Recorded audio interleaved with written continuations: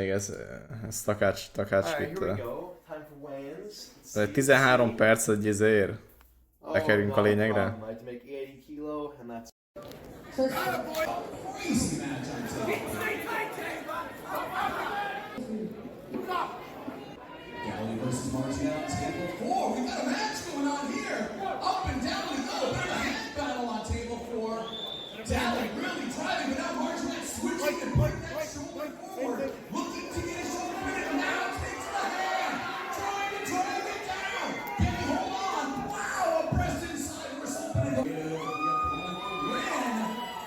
Gec.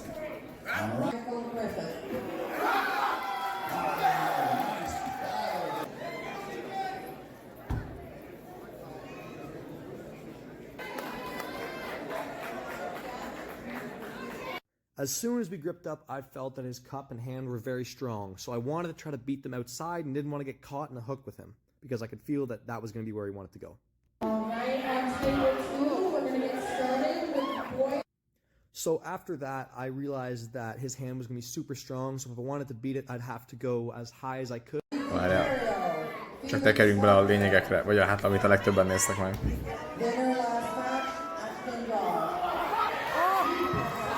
Now, because I went so high and because his cup was so strong, he was able to turn me over and really lock that hook in, and I realized that that was not how I was supposed to beat him. During that match, I also totally ripped my elbow open, and as you can see, he was totally pouring blood all over the pad. Vincent. Now, I know Vincent because he goes to a club very close to me, an tournament. Going back and forth with one foul on Merritt. On deck, table 1. Esteban. Hogy beállt a csávó, láttatok? Figyelj a faszit. Table 1. Esteban Arnedo. On deck, table 1. Esteban Arnedo. Winning that match secured me a seat in the finals for the left hand, so now it was on to the right hand bracket. Jó, bal kezesbe. Hát ezt jól lenyomta a gecibe. Back-to-back matches opening up the tournament, which was super weird to me. I still don't really understand why that happened. Jobb kezed, Bika. Scheduling issue, but once again, I'm back with Vincent, who is, like I said, very, very strong in practice and had me very worried. I felt very confident, right? But who knows exactly how it was going to go, so I still took him very, very seriously.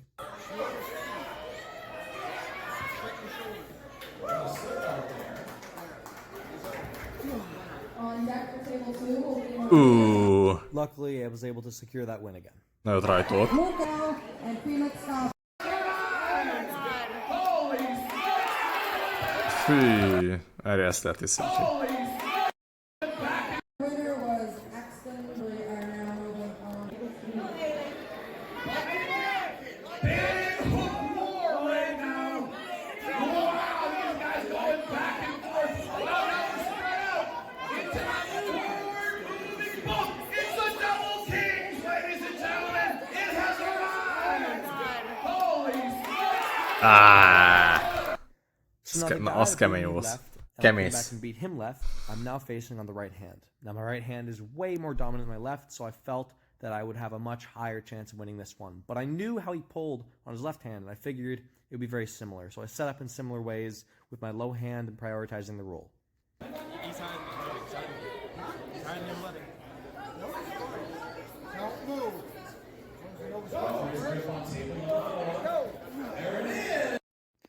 And luckily, my hand control was just a little bit too much for him on the right. Nem maradt. Now it's time for my favorite match of the night.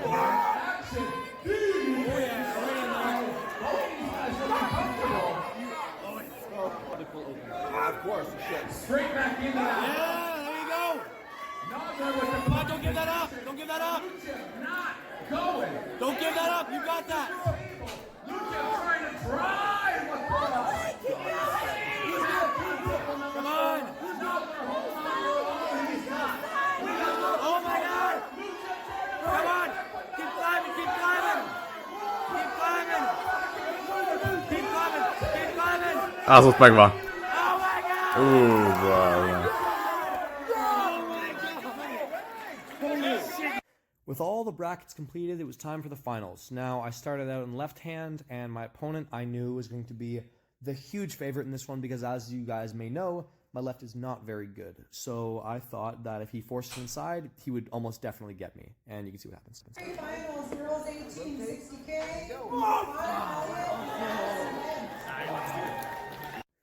Now we're on to the right-handed finals. Now this one was going to be very interesting because I felt incredibly strong on my right. I was on the A side and he was on the B side. Now I've pulled him previously because I've gone to a couple Quebec practices and I know that he is incredibly strong, so I didn't underestimate him. My plan was originally just to blast through his hand as hard as I could and just basically flash pin him through the hand. Go! High grip! Stop! Elbow foul on there, Maurice. Now, when he caught me there, I did not like that at all, and I all of a sudden got much more worried. So I thought that I still had a chance of going through his hand and just rolling him out as hard as I could. So once again, I set up for height and trying to roll him.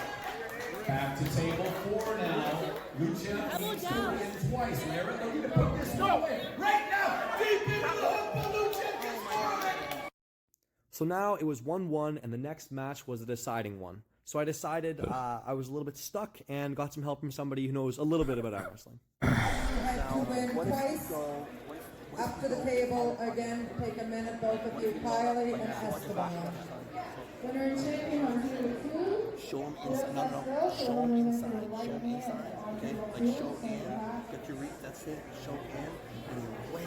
Yeah, I'm sorry. Now, with some new advice, some new tips, I thought that I would have a chance in this one, and I was going to give it my best to do what I've been told. 1-1 in this tournament. This is for the championship. Over, around, and back. Elbow. Although I did foul, that one felt much more promising, and the running away with a high wrist felt very solid as a game plan. Kifele húzta. Okay. This is the final for the 40 kg, 13 and under left hand. Kylie, Elliot, and Esteban Arnado again, please. Get his elbow on the pad. Wrist. Ready? Go! Yeah, Visszafogta. Deep into the hook. There's a stoppage. And an elbow foul now on Lucha. Your winner and champion on table 2. Moving into the 60 kilo on table 2. On the A side, we have Yasmin Morneau. On the B side, William Young. On table 2, Yasmin and William. Some very smart arm wrestling going on. Szívek. Right here on table number 4. elbow down. We've seen Elbow different down styles. for grip. We've seen shenanigans. And our champion on table 1, Kylie Elliott. Shoulders. Sorry. It's 1-1. This is it, ladies and gentlemen. Who's going Watch to be his the one elbow. to Watch his go? De elbow. mit üvöltözik ez bele? Nyugi. His elbow. This thing going. We want to Nyugi. see the match on table 4. That's going to be a referee. That's from your shoulder. I was down from your shoulder. Deep inside. Pickering just about has it, but not quite. She's driving with that press. Deep down there. Can't quite get it. There's the win for Pickering. Back to table 4 now. Larry not happy with where things are set up. The referee's grip. There is no movement. Referee Craig Mitchell doing all he can to set these guys up and get this one started. There it is! Slip, and now we go to Styles. Day 1. The juniors are hanging. Nyilván kell ez a gripben, mert hát ezt lehetett látni már előre is. Table number 2. Deep into it on table number 3. Pickering with the power position. The trials doing Pickering, your winner. Table 1, Raphael Larzon. And takes the win. Yes. Throughout both those matches, I had been pressuring up as hard as I could, so I knew that he had to be tired. So I gave it everything I possibly could in the last Jó, time, ez ennyi. and it worked out in my favor. Nice, buddy. And there we go. Official. Ez mi ez? Mondjuk Sky nincs itt. Csak hogy... De ez Francisnek úgy is lehet, hogy tetszik majd. Rooted in Neapolitan, but it definitely has evolved over 27 years. I started making pizza when I'm 15, and I'm 51. This is a life's work. Ez Dr. House. I use a lot of different flours. Today we're going to use some of this flour from north of Italy. I'm constantly changing my techniques. The idea's set on where I'm trying to go. Ez a Dr. House, The nem? recipe is changing the flour percentage mixtures. I mix a lot of different flours every day. So here's the mother, the madre.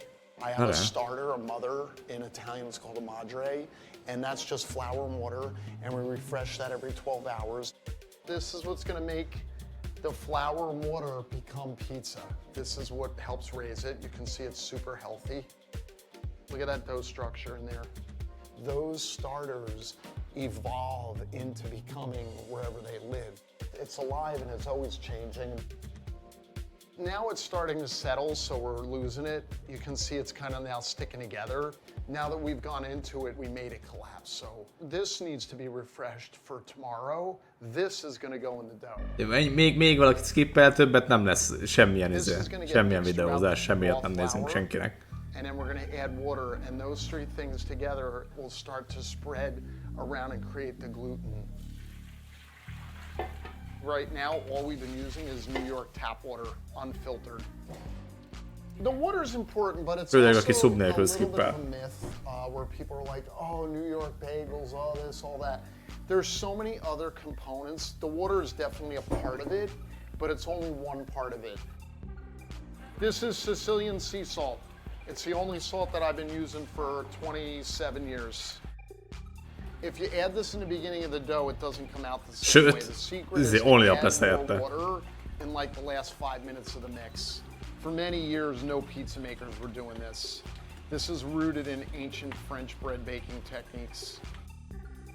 I spent like Arra már egyből, my Francis, arra már youth egyből. reading every single book I could about baking. And there weren't really any great books about pizza making then, so I was reading books about bread baking and French bread baking and Italian bread baking, creating my own techniques on what I thought would make the most awesome dough. Look at how wet this dough is, look at this. Using dough this hydrated and then not putting it in a refrigerator really makes it very sticky, it's very temperamental. But I think when it works, that's where some of the magic lies in what we Mint az ilyen nagyon vastagot, azt azért annyira nem, de amúgy started trying to make ha naturally csak a leavened vastag és a bread. vékony körül kell választani, akkor Like vastagot. Én a when I was vastagot. like, probably Pizzába. 12 or 13 years old. I had been going to Naples with my family. I fell in love with it. It's where my family's from. I had never tasted anything like it in America because the ones in Naples were so different in taste that I just was like, oh my God, I have to figure out a way to make this.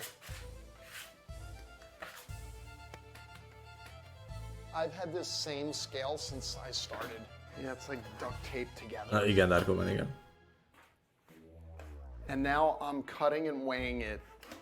I just started to go to Italy and just be obsessed with it, with every detail. And I grew up in an era where there was no internet. Nem vagyok ilyen olasz pizzás, én. Everything you wanted to learn, you had to read, and you had to Mármint research. nem az, hogy rossz vagy akármi, csak all these photographs on my wall. most így választanék egy pizzát, Like akkor my mom, like, és van you know, mindenféle, with, akkor lehet, hogy different nem azt pizza makers választom. in Naples. People were like secretive about stuff, and that also was something that turned me on about it, you know.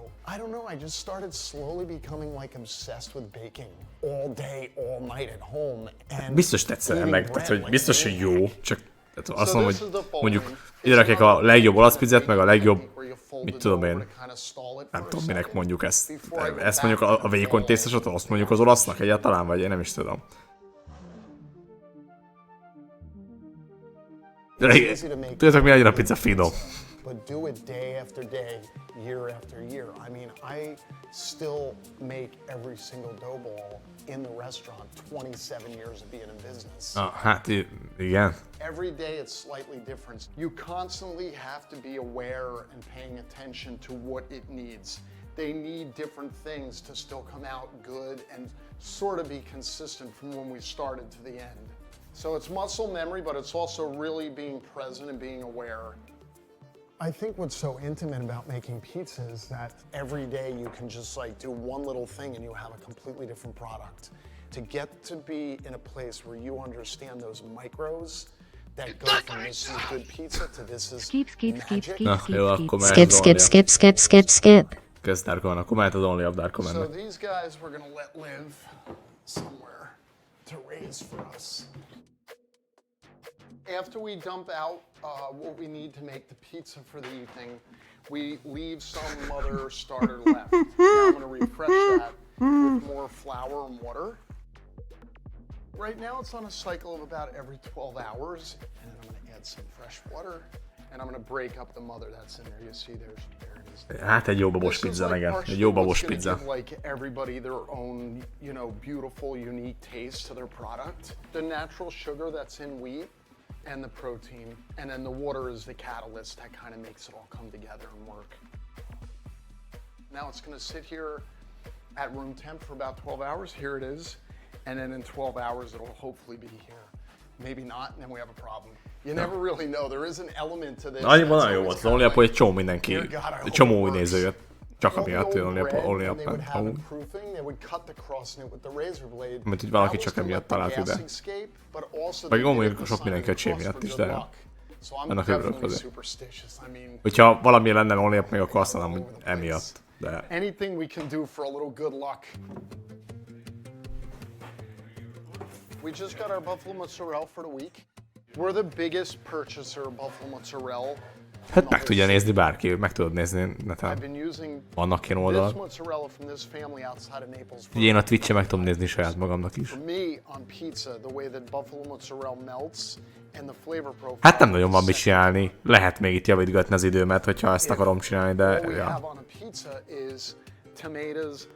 Basil, garlic, and mozzarella and olive oil, all of them need to be as good as they can be, or you're going to see if there's a weak link in that mix.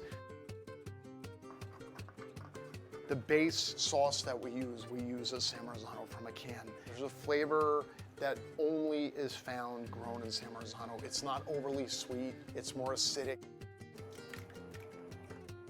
Szóval ja, lehet még egy kicsi onlyapozás, mert tudom.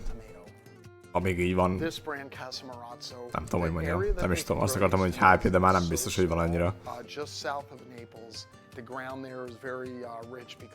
Tudod, kis tejecskézés a nézők miatt, és akkor utána más.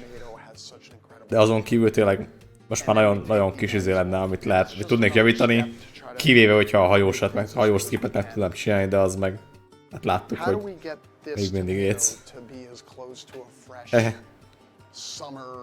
De olyan, hogy mit tudom én, egész streamen, vagy nem tudom, órákon keresztül biztos, hogy nem lesz. Az órákon az mit tudom én, 4-5 órán keresztül.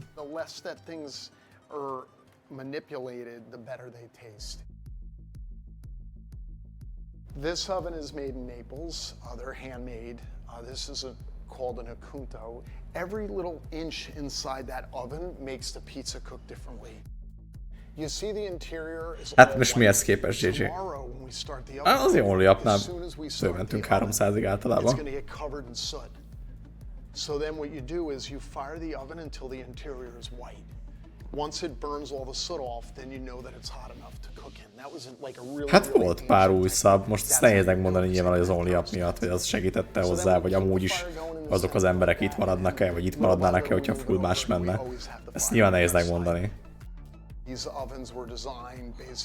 De jó, nyilván közben úgy ment a chase, de amikor már nem ment a chase, csak Only Up ment, idézőjelben Only Up, akkor is több átlagnéző volt. Szóval ja, nyilván emiatt így fasza volt nagyon.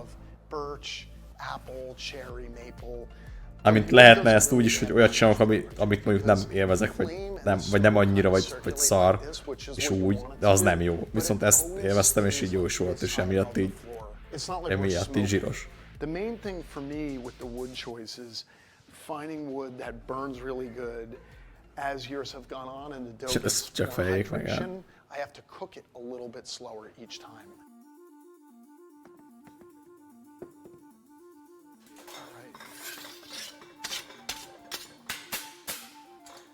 Here's the dough. Kösz szépen, Lefi. How much bigger these have gotten. Very delicate to work with, you see. Oh my God, these are so light. This dough today that we made is super easy to open. Köszi fel mindenkinek. Csak így, nem is azért most az izé, hogy csak így mondom. Szúnyog fele blokk. I'm gonna make us some margarita. Igen, Beko, igen. Simmers on the tomatoes. We like to have Örökre. everything equally balanced and every flavor to come through. And then some coarse sea salt, some fresh basil, olive oil.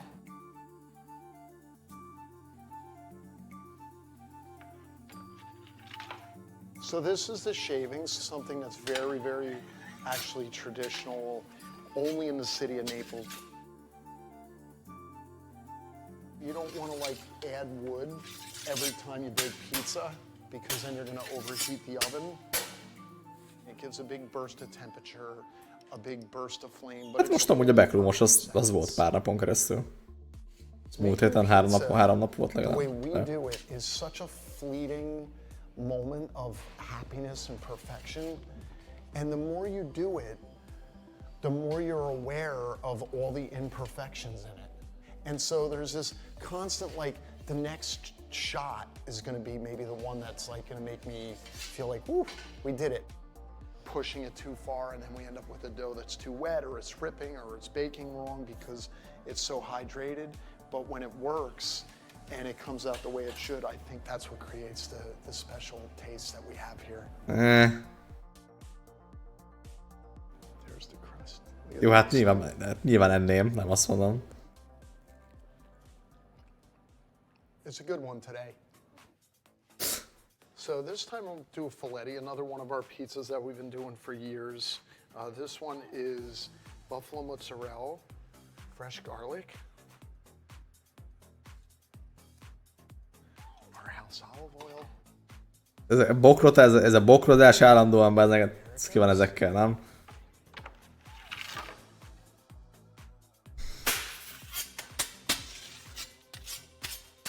It's very rhythmic making pizza. The micro adjustments that make it magical are all rhythmic. Just these tiny, tiny little things that go from being okay to great. The only way there's oxygen going into this baking area is through this little mouth opening. Occasionally going like this keeps pushing up the fire a little bit. You're like forcing air underneath the wood and you're getting it to light up more. The balance that we're always looking for is to not overheat the oven, but ride right at that line. We need the floor to be hot, we need the air to be hot, we need the wall to be hot, and we need an actual flame burning, which puts some of the char marks around the dough. So it's just this constant like variation that we're riding through. This is the one that I love probably most. And it's the Kosaka. Az hol van egy jó húsimádó, nem? Ehhez.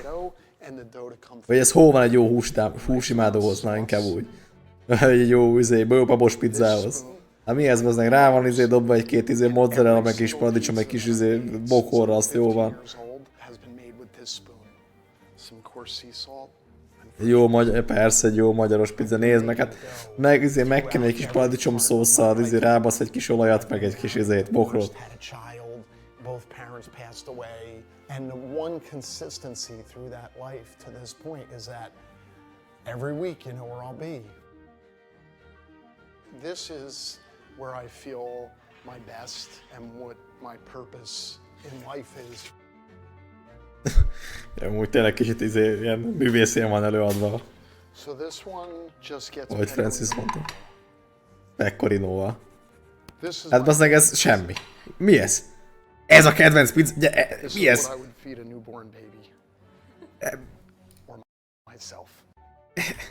So this one just gets pecorino romano. This is my favorite pizza. This is what I would feed a newborn baby. Or myself, which I'm kind of like a baby. My goal is not to open 10 restaurants. My goal is to have one restaurant and keep making it better and better and better. If you spend 30 years of your life doing something, you're going to start to find your own voice within that. It's like a real gift in a sense to be like doing the same work for 30 years and be like, this is Hát so akkor inkább egy exciting. lángos, nem? I can't wait to try to make today better. Új. Because I'm not stopping. I'm gonna keep fighting Ez, to be szerintem good. ez nem saját YouTube csatorna. Ez valami... Ez ilyen gyűjtő YouTube csati, azt mondanám, ahol ilyenek vannak. Merre mi volt még itt? Breezewalk, ezt is Breezewalk küldte. 32 perces videók? A fejlődés motorja. Na, ez magyar.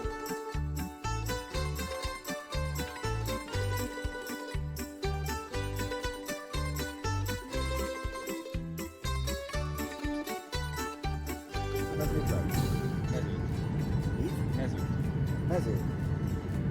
Ez érdemes, hogy kérjük. Marokkó. Régi Alfa Romeo tesztpálya. Most már ugye ezt ellen Rubin Gunsler. Marokkó az Alfa Romeo. Ide értünk.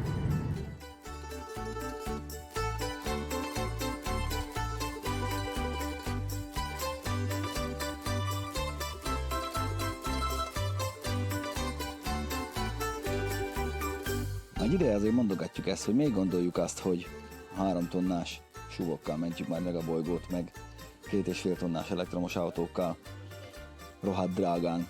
Miért nem csinálják azt azok, akik tényleg komolyan veszik a környezet kímélést, meg a bolygó megmentést? Miért nem tesznek pénzt abba, hogy egyszerű, megfizethető, olcsó és könnyű elektromos autókkal árasszák el a világot? Miért nem ebbe tesszük a pénzt? Kérdezzük már meg magunktól, vagy kérdezzük meg az autógyártóktól. Nem a 3 tonnás elektromos súlyok fogják megmenteni a bolygót. Nem azok fogják zöldebbé tenni magát az egész autógyártás folyamatát. Mert az, hogy a végén van egy termék, az egy dolog. De a folyamatnak is zöldnek kell lenni. És azért akartam erre az útra eljönni, itt vagyunk itt Balokkóban, ami ugye az Alfa Romeo tesztpályája amúgy, de hát most már a Stellantisé, hogy mert végre valaki úgy gondolja, hogy nem az lesz a helyes irány, hogy újabb, nagyon sok kilós, nagyon nagy akkumulátoros, nagyon bonyolultan legyártható autókat szabadítanak a földre, hanem az, hogy elkezdenek gondolkodni, innovatív, És nem autóznak az emberek. újrahasznosított, Ja, nem. és Azt nem tudnák. gyártási technológiával csinálnak könnyű, és ha könnyű, akkor nem kell bele nagy aksi, könnyű, nagy hatótávolságú és 25 000 euró alatt megálló, használható elektromos autókat. És ehhez át kell konfigurálni az agyban nagyon-nagyon sok mindent, és át kell állni a fejekben, és annyira érdekes ez az egész, amin most vagyunk, meg fogunk is beszélgetni azzal az emberrel, aki ezt az egészet elkövette, hogy tényleg azt mondom, hogy na ez lenne a helyes irány. Hát úgy lenne a legzöldebb, igen, hogyha zöldre festik. De nem az lenne a legjobb irány, hogyha nem autózna az, akinek nincs olyan dolga. Ezt a videót el tudom linkelni. Jól látjátok, ez itt újrahasznosított karton, amit a Citroën szívesen a BASF-fel közösen fejlesztett ki. Van, lényegében ez egy szendvics panel, van benne műgyanta is, és a végén kapott egy ilyen nagyon érdes, ellenálló felületet.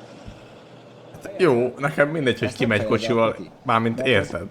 Könnyebb, mint az acél. Nem vagyok én itt egy ilyen mentsük meg a bolygót aktivista, csak elmondom, hogy az lenne a legokosabb döntés, hogyha ez lenne a cél, hogy nem megy mindenki autóval mindenhova.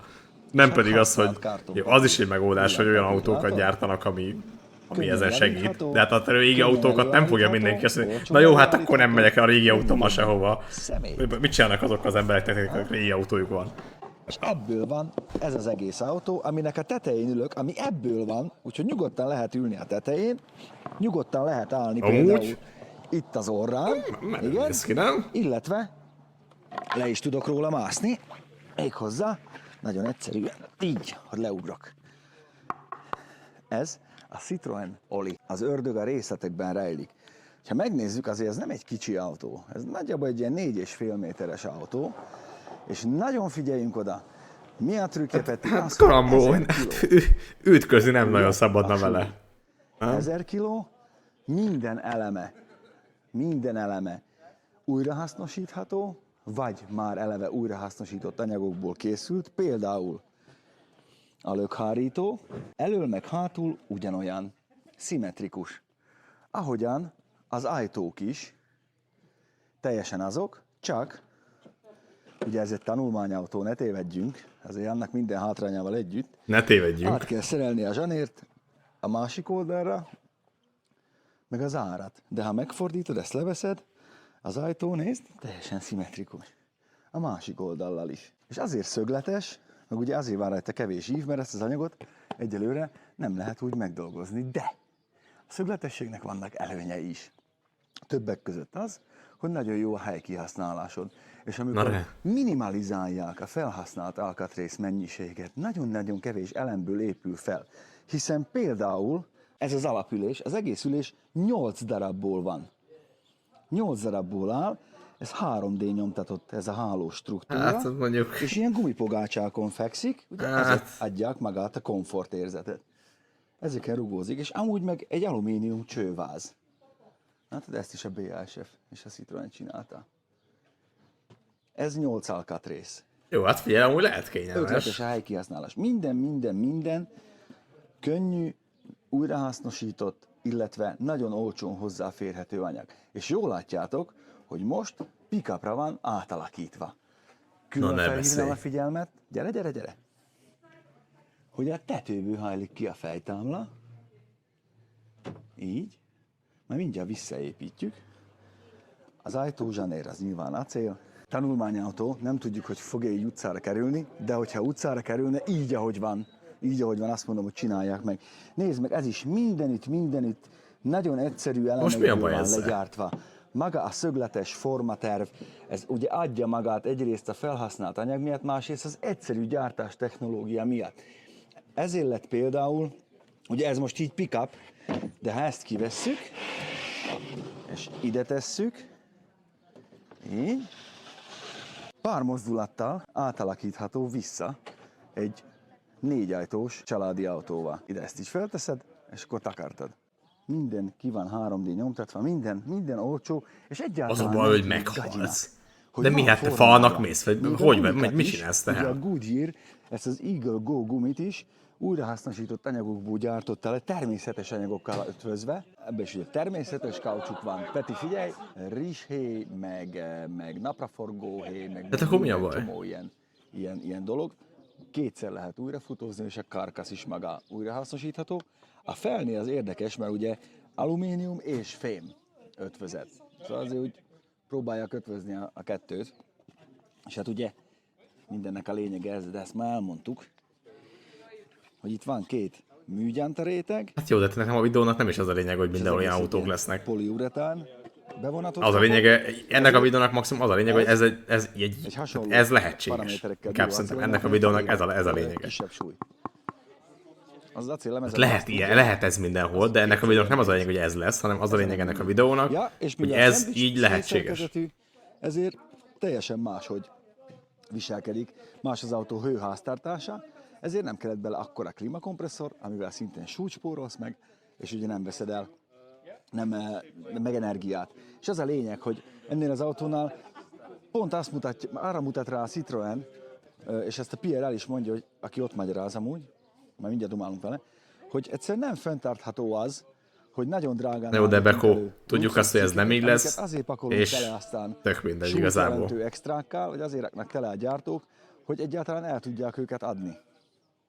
Ők pont az ellenkezőjét csinálják. Minél egyszerűbben mindent kiszednek, ami nem kell, és csak a legszükségesebbre hagyatkoznak. Például a fedélzeti rendszerre is azt mondják, hogy nem kell fedélzeti rendszer, mert mire kijön már elavult, használd a telefonodat. Minden kiegészítőt, ami olyan, azt nyomtass ki magadnak. Ők adnak hozzá felületet, ahová te hozzá kapcsolatot hozzárögzítheted. Például itt hátul, ezekbe a sínekbe, hát ott, most hagyjuk dolgozni a fotósukat, de már mindjárt megmutatjuk, ide is, kiveszed azt a kis tasakot, és ide be tudsz fűzni mindent. Teszel a másik oldalra, azt oda gurdizol akármit a platóhoz. De ide igazából tudsz magadnak nyomtatni, amit akarsz. Nem muszáj ezt használnod. Ja, és nagyon fontos, hogy azt mondják, meg érdekelt, hogy hol van ebbe a lóvé, hogyha ez egy tartós, egyszerűen használható autó lesz. Pont ezekbe a csereberébe, az, hogy update-elni tudod hardveresen az autódat, mert kicseréled a más felnit, a más színű ajtót, vagy ha kell, akkor most veszel egy üvegtetőt, azt bepattintod. Hát most nem tudom, ez egy szempont hell. Most erre nagyon sok szempont van, szerintem nem tudsz minden szempontnak megfelelni, úgyhogy ha te szempontod az, hogy biztonságos legyen, valószínűleg nem ez a legbiztonságosabb. Valakinek az a szempontja, hogy mit tudom én, keveset fogyasszon, környezetbarát legyen, olcsó legyen, nem tudom, gyors legyen, stb. Úgy lehet, hogy van egy olyan, ami ezeknek, hát nem azt mondom, megfelel, de hogy mit tudom én, ezekben a dolgokban a legjobb, lehet, hogy van ilyen.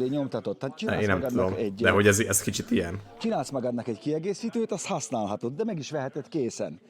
Ugye az első ajtó előre nyílik, hátsó hátra, és az ablak, az meg ugye, csak becsukott ajtónál mutatom, ez is spórolás, mert ez kibillenthető. Itt most ilyeneket engedjetek el, mert ez nem egy autó. Ugye így billented. Ezzel is súly lett spórolva. Hát ez inkább csak mondom, itt az a lényege, hogy ez az autó, kinyitni az ablakot, na szóval lehetséges az, hogy egy ilyen autót gyártsanak, vagy nem tudom. Így belülről így nyitott ki. Ja, és akkor viszont ki tudod nyitni az ajtót. Így viszont ki tudod nyitni az ajtót. Hát most nyilván ez meg lesz oldva a széria autónál, hogyha valaha is ez szériagyártásba kerül. De ez az autó nem megy forgalomban nyilván. Nagyon könnyű és egy egyszerű megoldás. Függőleges szélvédő. Azért függőleges, hát lehet, hogy van egy-két embert ilyen amúgy.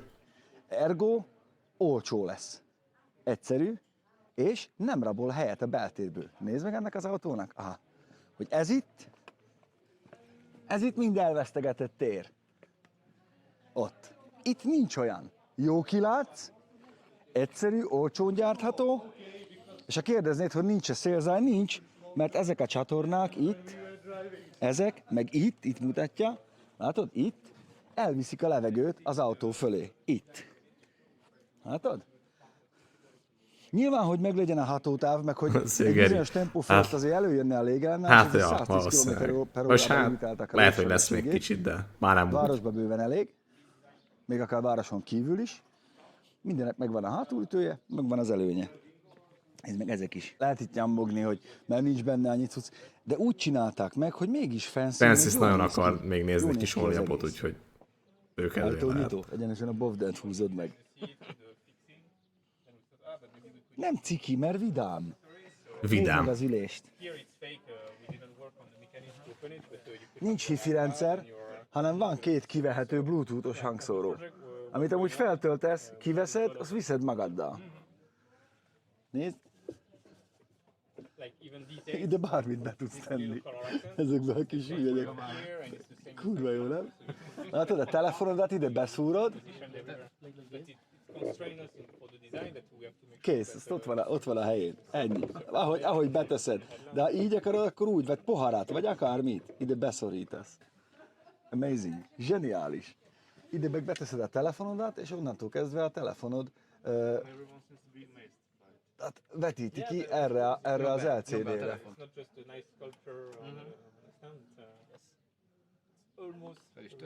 Fel is tölti.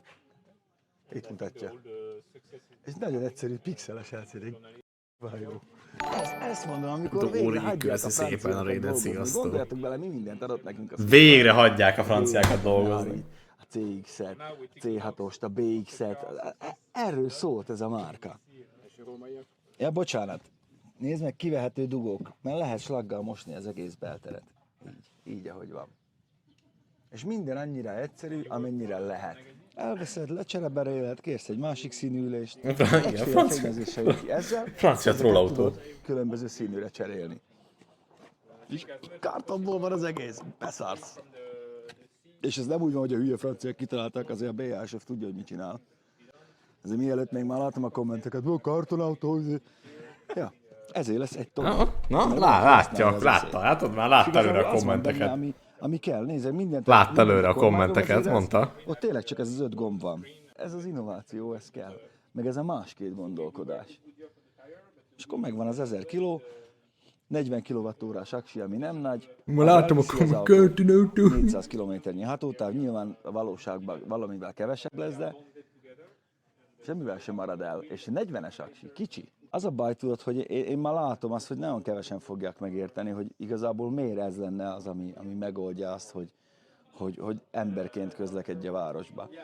Nincs rá nagyon szükség, semmi másra. A telefonodon mindent megtalálsz, ennyi kell. És most nem autózásról a magyar címe hülyék paradicsoma.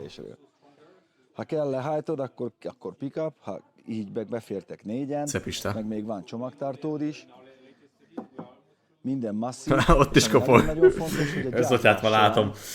Még egyszer kopogtatja. Szinte teljes mértékben újrahasznosított anyagokból készült, illetve magát az autót is újra lehet hasznosítani, mert például az egész elejét 100%-ban újra tudod hasznosítani.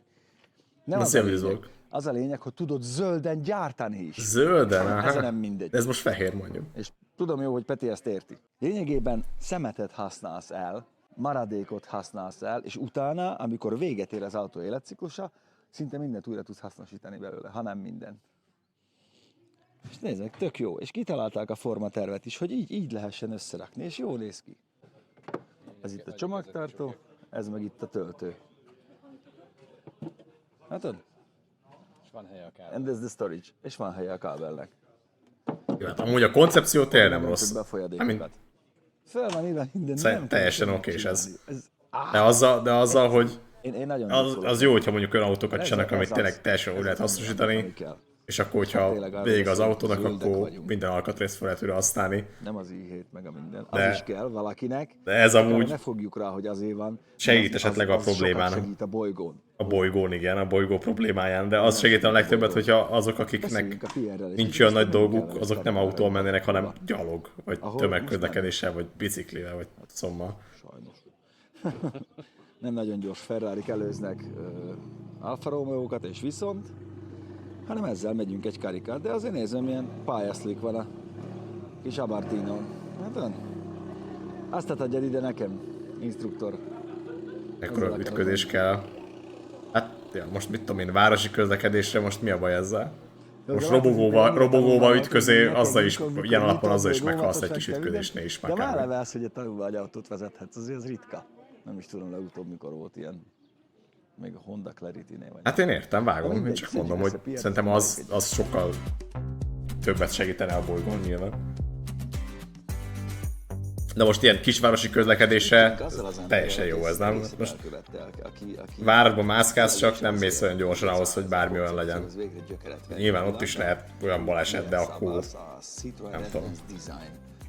Főnöke, és hát már mindjárt feliratozva olvashatjátok, mert nagyon-nagyon érdekes, hogy végre van itt olyan, aki konkrétan ott van a tűz közelébe, és konkrétan ő az, aki ezt az egész az mondjuk kemény, So nice to meet you, Pierre. Hello, nice to meet you. Hello, nice to meet you. Is it possible that you switch panels at home or? Yeah, we could imagine this. The shape is so simple in the end, so geometrically clear that we could imagine solar panels. Amúgy alulra feliratoztuk a Conti TV feliratozta alulra, ahogy mi beszélnek magyarul, hogy ti el tudjátok olvasni.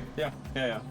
Itt dolgoznak a stúdióban a srácok folyamatosan, hogy el tudjátok olvasni a videót. Whether it's from parts you buy online or parts you build yourself,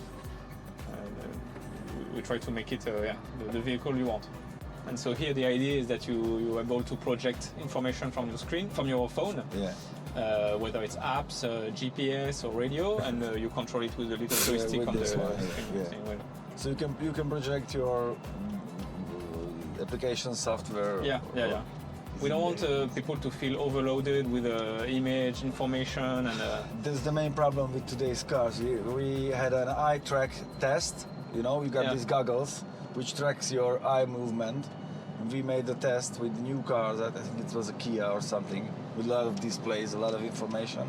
Yeah. And the older ones. And we put newbies on the new cars, so they didn't know where to look. And at the end, 20 év múlva már nem gyártanak semmit sítes, mert már elpusztultunk.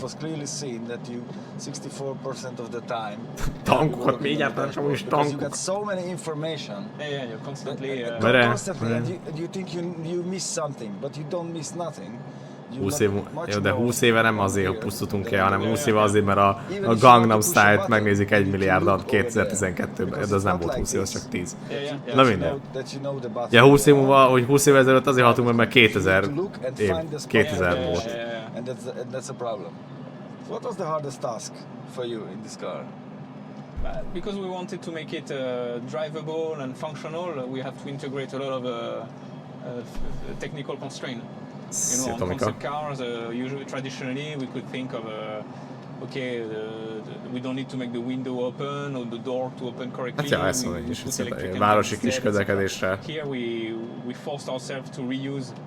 Nincs ezekkel baj, nem azt mondom, hogy valakinek ez teljesen jó, főleg aki előnyben részesíti azt, hogy újrahasznosítható legyen, meg valaki gondol arra, hogy nem tudom, ne legyen olyan szennyező, mit tudom én, kis városban, kis izének, mi a baj ezzel, jó van ez, itt zavar. We can go on the road with it, so... De akkor most, akkor kit zavar, az Japan.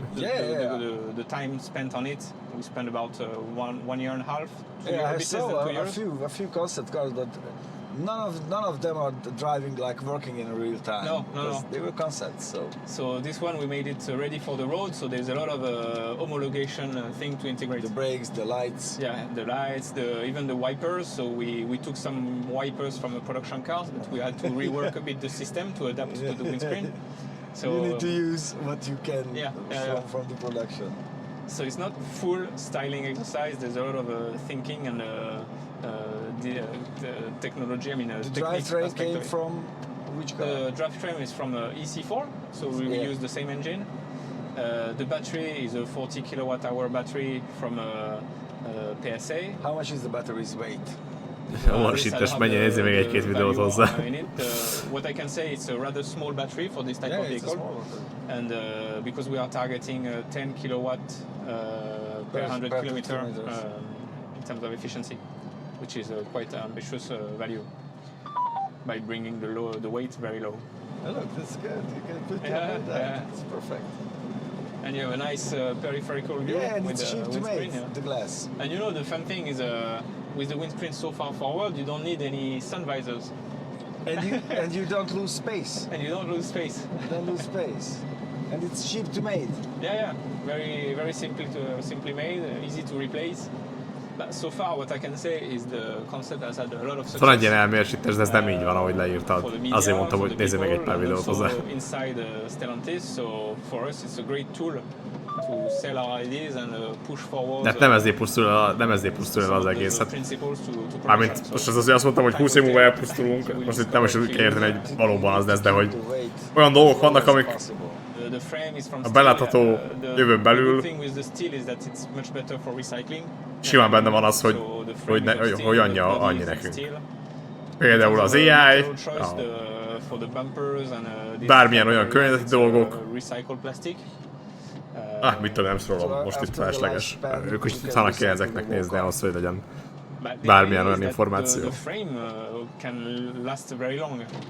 In a normal car, the frame lasts very long. What ages is the infotainment, it's the fabric of the seat gets damaged, the floor can damage. Persze, mindegy, az a lényeg, hogy nem érdemes hosszú távon tervezni. I can print myself on. Esetleg úgy, hogyha a tudatodat föltöltöd majd, amikor lehetséges, akkor lehet, hogy tudsz élni majd egy nem tudom, egy kis komputerben. So the team is quite big. We have 10 designers for exterior design and 5 for interior.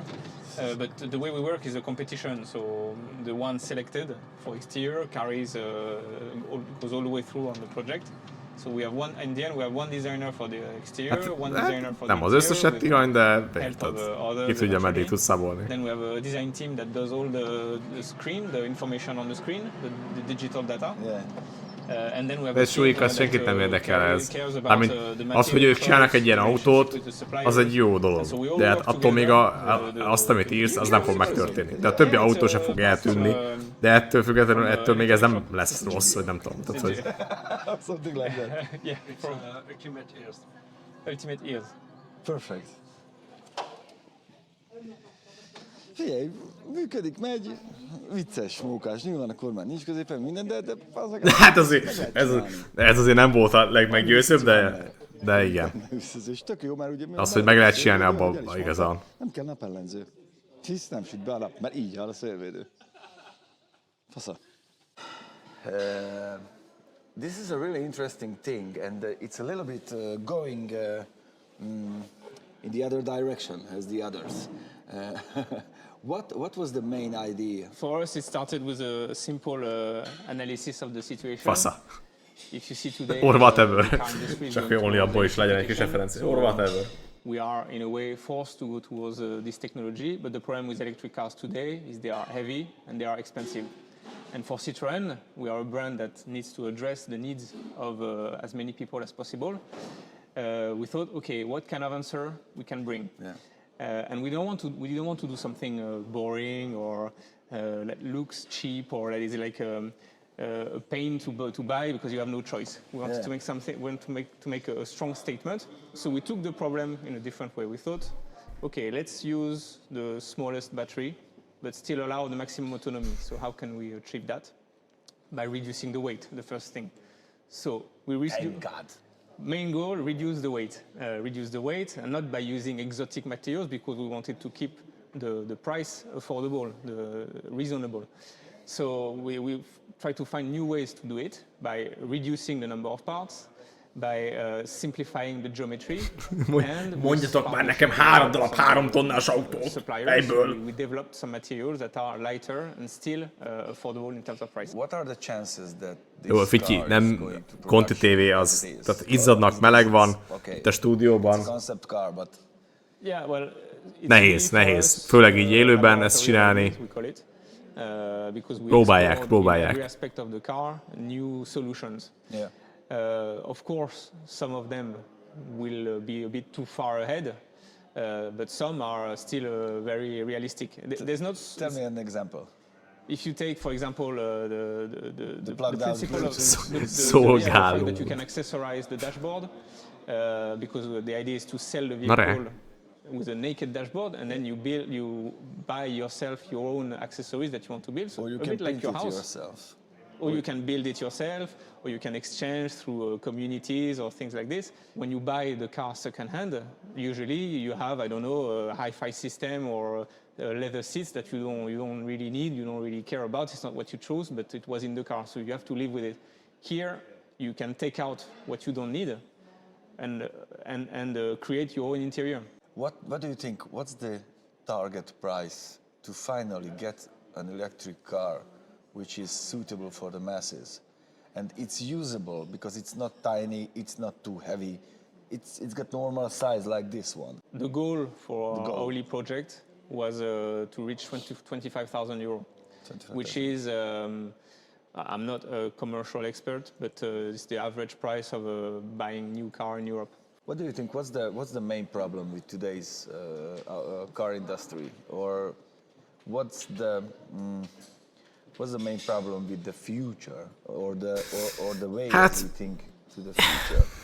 I think each brand has its own interpretation of where they want to be, and I think it's good so that everyone has his own territory, and then we will see in the future who's right, who's wrong. But in Citroën, we believe that itthon azért nem biztos, hogy ilyeneket veszünk. The way we live with the car, the way we reach the mobility, because the resources are finite. It's not as opposed to infinite. So we have to take care of that. Mark, szépen vehicles, by extending the lifespan, by being able to accessorize, to make it yours. Yes, but if you extend the lifespan, you lose money on the other side. You can create a business. Nem sok csak. Refurbish the vehicle. Hát csak itthon. Jobs and new sources of revenues. Now, for a brand like a Citroën, if we want to go this way, we need to understand how we can make money out of this. But it's completely feasible. I see some similarities with Hopp, ott vannak a sorolások, tessék. Back in the days. Keep it simple, cheap. Yeah, it's the same approach. The 2CV at the time was a vehicle to give mobility to the people after the war.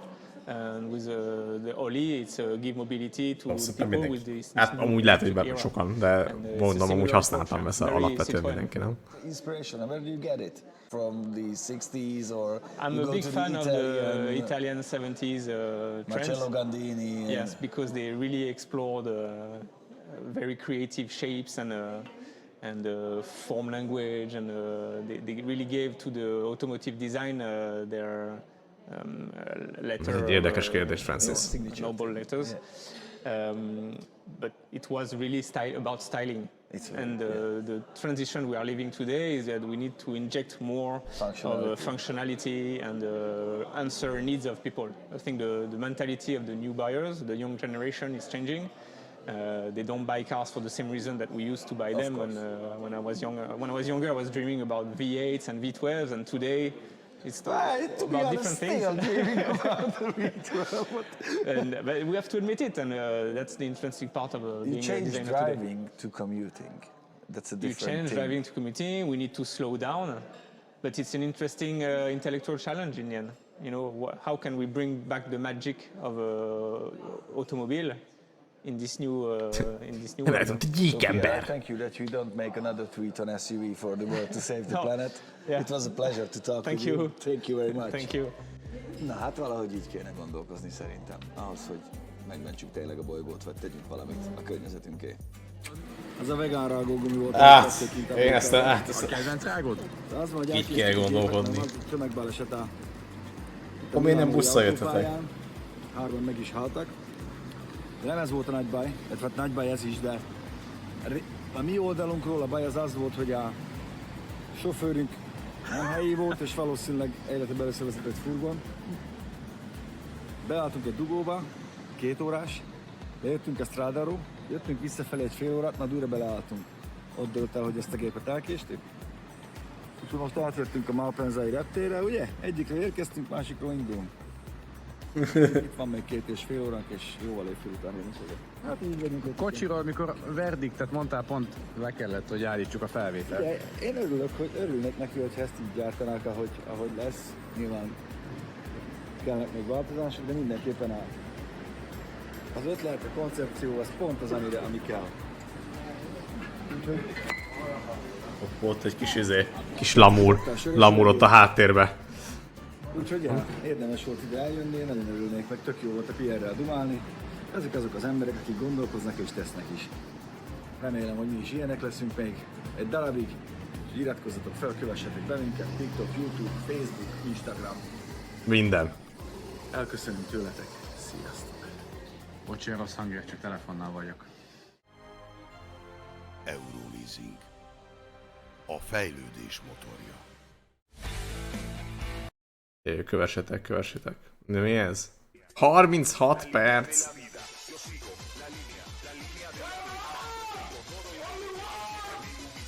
Tessék, még YouTube is van. Nézd meg, itt ilyen, bannolnak mindenkit a csatornán. Mármint, hogy viszletlen, érted? Zene miatt. Uha.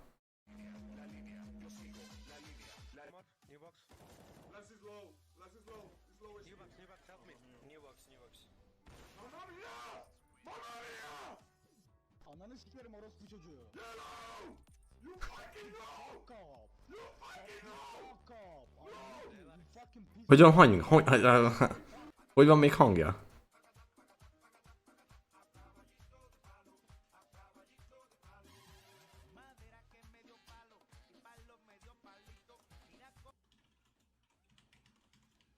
Ez meg csak 28 másodperc. What's your problem, Green? What is your problem? Missile alone ram. Missile alone ram.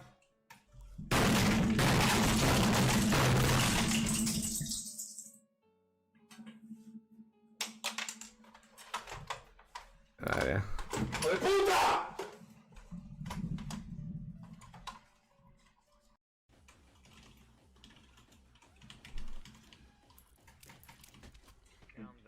Green, what's your problem, Green? What is your problem? Missile alone ram. Missile alone ram.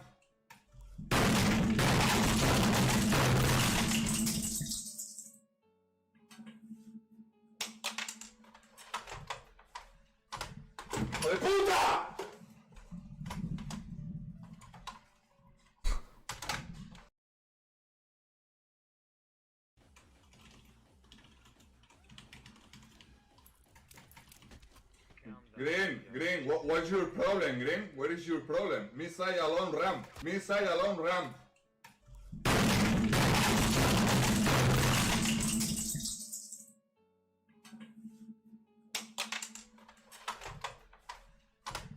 ¡Hijo de puta!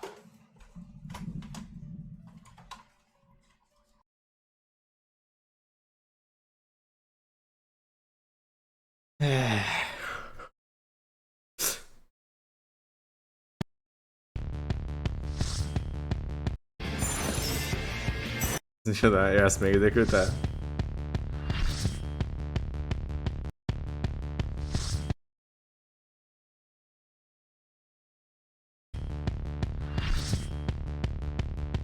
Újkász? Ez mi a tököm ez?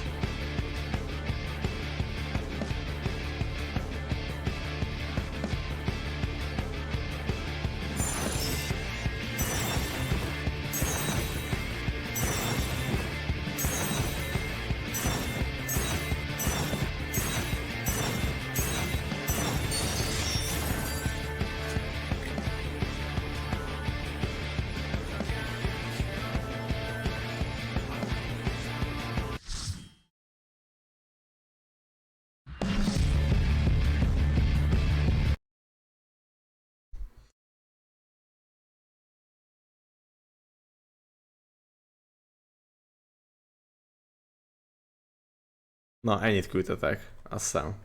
Azóta, mióta elnéztem.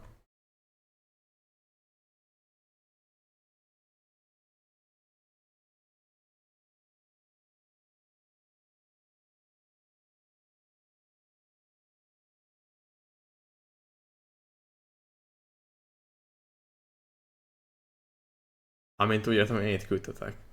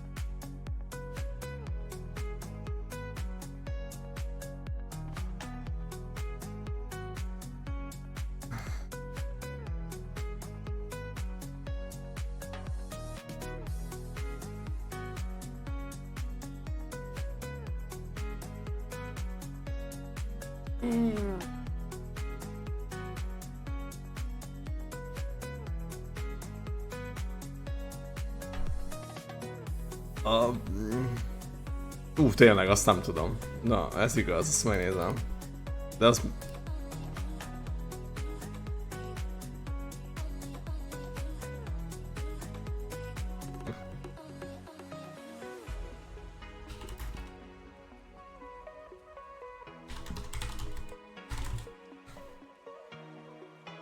Várjál, ezt meg kell néznem.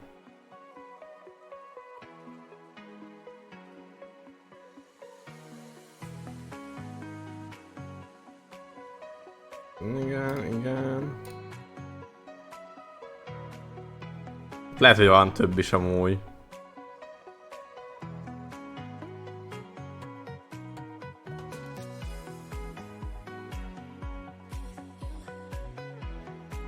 De ezt megnéztük. Hát nem tudom, ezek mikoriak. Ezt láttuk, igen.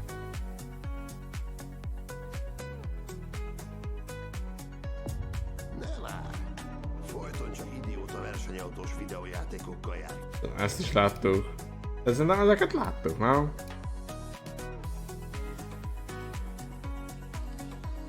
Ezt is láttuk. Nem tudom, melyiket nem láttuk ezek közül. Ezt is megnéztük őket, Francis, szerintem. Én ezekre mindenre emlékszem. Ezek meg már 17 nappal ezelőtti. Ja, ezek megnéztük. Szeszigno.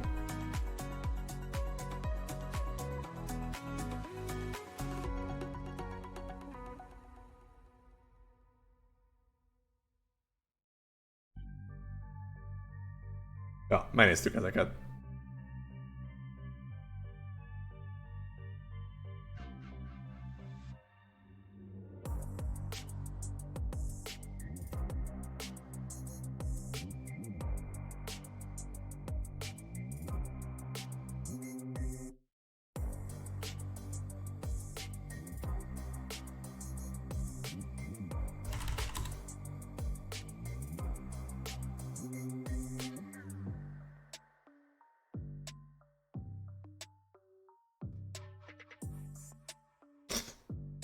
Jó felé.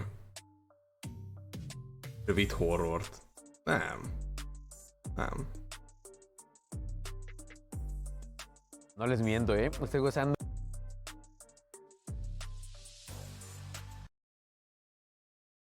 Nincs is hétfő, csak úgy nem nézünk horrort. 100% de esa experiencia. Eso me han dicho que también en la peda, antes Már de la ilyes peda vagyok venir így is. aquí, es todo un Jó ritual. van. Basszus. Camaradas míos, bienvenidos a un video más de La Garnacha. Que apapacha, ¿cómo no? Hoy vamos a comer ese taco que todos en la Ciudad de México amamos, el que mejor se representa cuando uno dice Ciudad de México. Les presento el suadero, el jugoso, el que puede ser en trozo o picado, y que aquí en esta esquina, en este puesto de lámina, venden unos increíbles. Bienvenidos al Paisa. Como buen puesto laminero aquí en la calle vamos a encontrar los tacos clásicos, como les había dicho. Lo que nosotros venimos a comer, que es el suadero, ya sea picado, ya sea en trozo. También encontramos los de longaniza, los campechanos y un poquito más tarde, como por ahí de las 7 de la noche, los de tripa. Vamos a empezar porque esto es temprano, vamos a agarrar buena luz y vamos a comer pesado.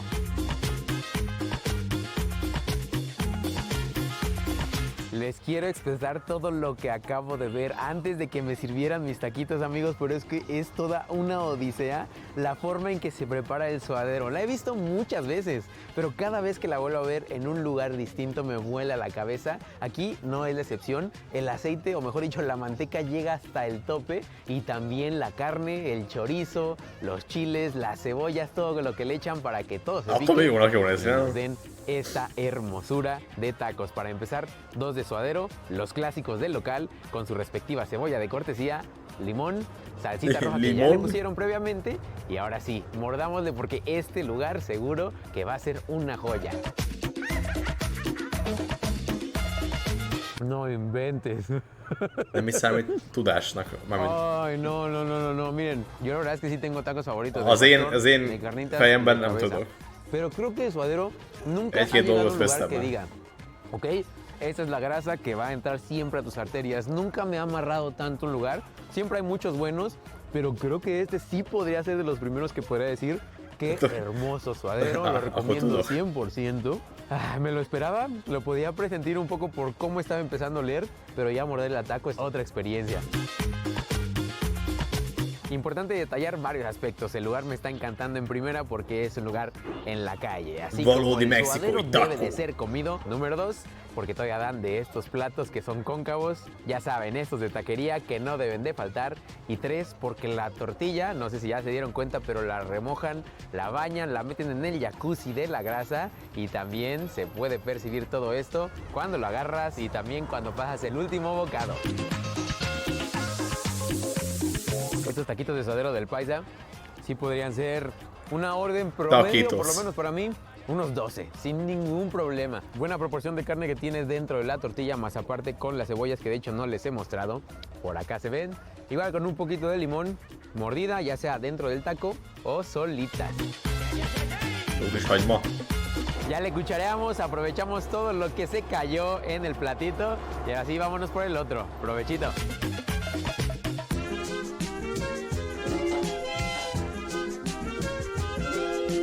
si estamos comiendo suadero, hay que comer bien suadero. Ya pedimos los picaditos y ahora pedimos el de trozo.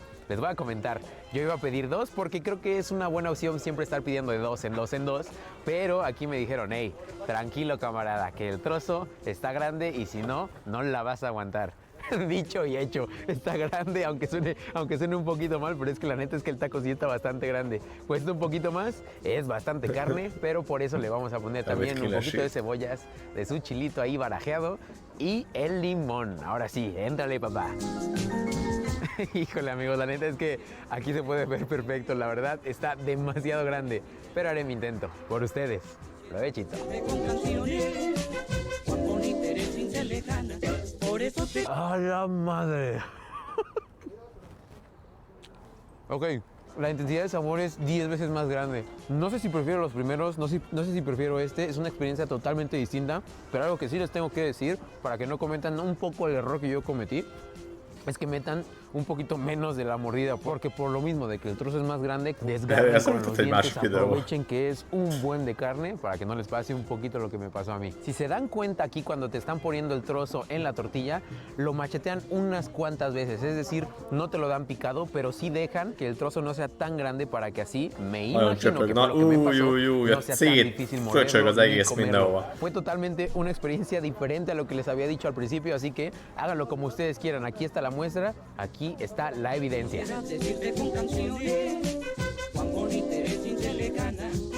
¿Ven esto? Esto es a lo que me refiero. Es el trozo completo, pero está como cortado en forma de persiana, podría decir yo, para que así cada mordida sea un poquito más fácil. Esto es una innovación que no me había tocado. Nem csak ugyanaz, nem? Kóstolgatja, azt elmondja.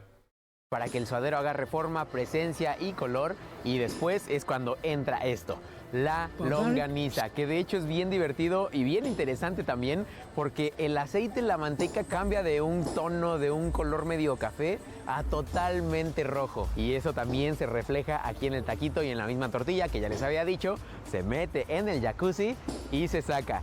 Por eso cada uno tiene lo suyo, por eso cada uno sabe muy distinto, pero los tres, mis respetos, la neta. Picado, en trozo y también este, que es el campechano. Y eso sí, aunque ya sea el último taquito, sí pónganle por favor el chile, porque sabe 10 veces mejor así. Intensifica.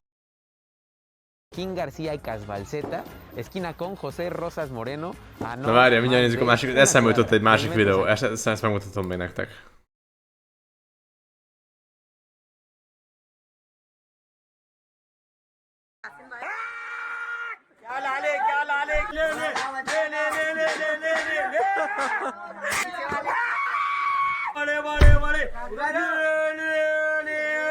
इस तरीके से fruit cell करते हैं। देखिए भाई की कटिंग करने की स्टाइल मैं आपको दिखा दूं। किया जाता है, ये देखिए भाई, क्या बात है, चलता है।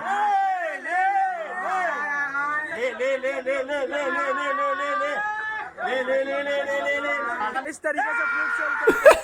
लाले लाले लाले लाले लाले ले ले ले ले ले ले देख देख देख देख देख देख देख तेरे आँखें में काजल लेके क्या है देख लालम लाले Yasin Ez a kedvenc részem, figyelj, várjál. Ez a legjobb rész, mindjárt. Figyelj, most.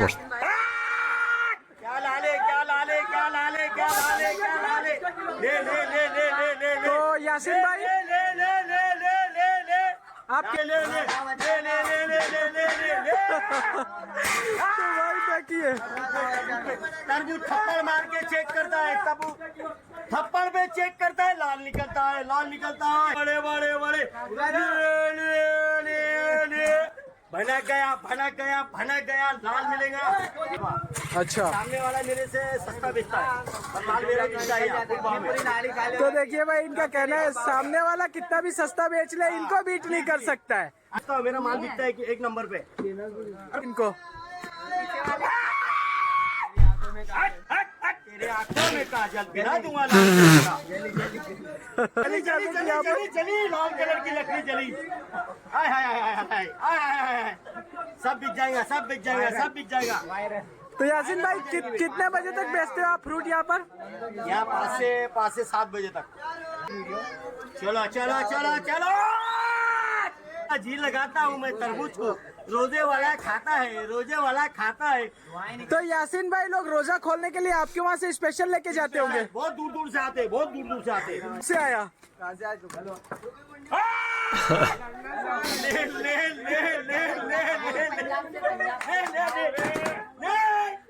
चला जा दीवाना कर दूंगा सबको, दीवाना तरबूज बेच के। क्या माल है, क्या माल है? 5 किलो 5 किलो 5 किलो मेरे भाई